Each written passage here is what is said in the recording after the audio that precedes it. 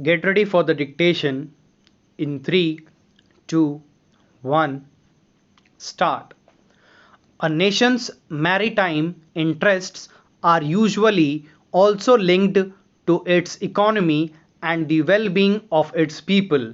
I am told about 90% of our trade by volume is handled by sea routes. This enhances the role of the Indian Navy not just in national security but also in economic security and thus in the wider process of nation building.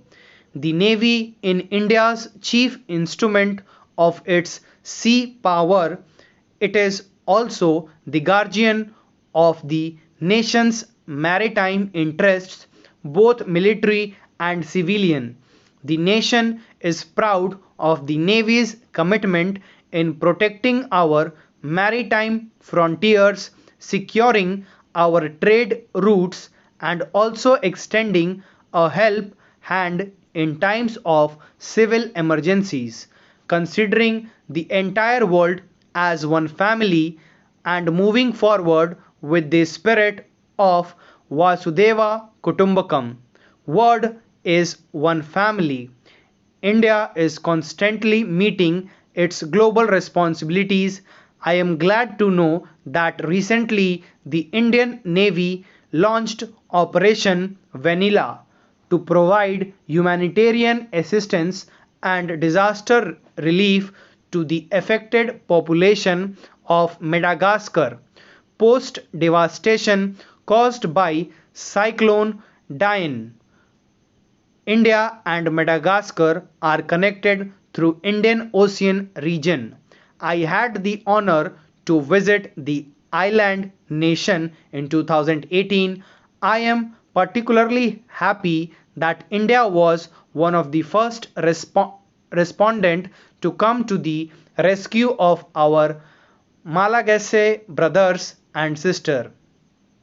As a leading power, India plays a crucial role in shaping the global paradigm with respect to international security, trade, and commerce.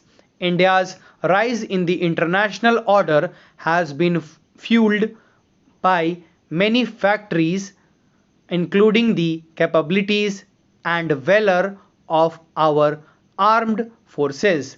Today, the geopolitical situation in the world and in the Indo Pacific in particular demands greater vigilance. I am aware that the Navy has adopted mission based deployments in the Indian Ocean region. High quality training of marine engineers is crucial for sustained deployments and presence in our areas of interest. The future will also see great diversity in the propulsion system, ranging from conventional to nuclear and electric and hybrid propulsion. Concepts of maintenance will also undergo a paradigm shift with increased requirements on operational availability of platforms. INS Shivaji will need to impart the requisite skills to all trainees to prepare them to meet future challenges.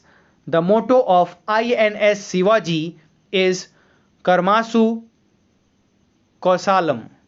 It means skill at work.